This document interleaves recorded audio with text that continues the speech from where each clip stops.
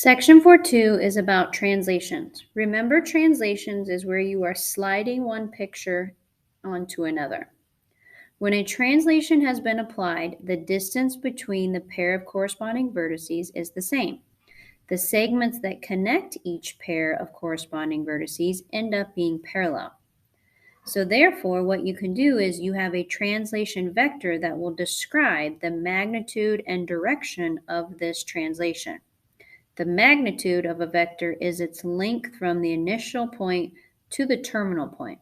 So for example, A to J. First one is we are going to be writing the actual translation vector, so writing the rule pretty much.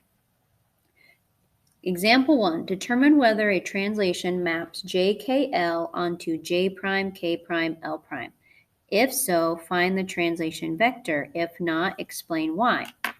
So in order for you to have a translation, this is going to stay the same position and nothing would change. So it would have to be parallel.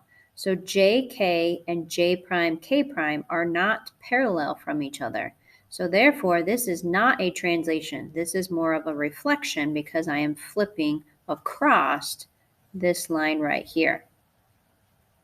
So distances between those corresponding vertices are not the same. So therefore, that's why this is not a translation.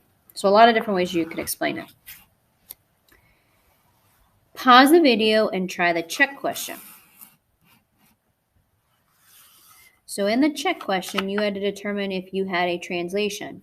This would be a translation because the distance from J to J prime, K to K prime, and L to L prime are all the same distance, all the same vectors, if you will.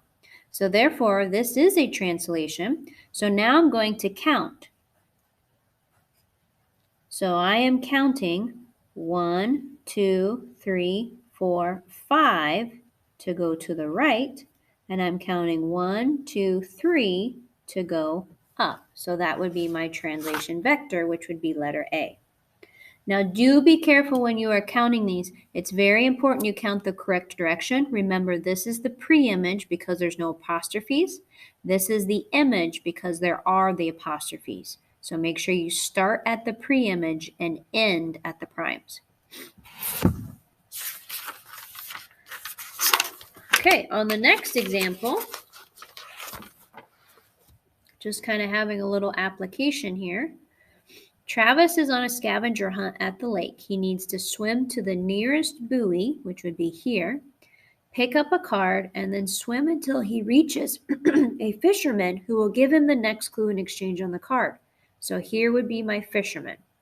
Describe the translation from the buoy to the fisherman's boat using a translation vector.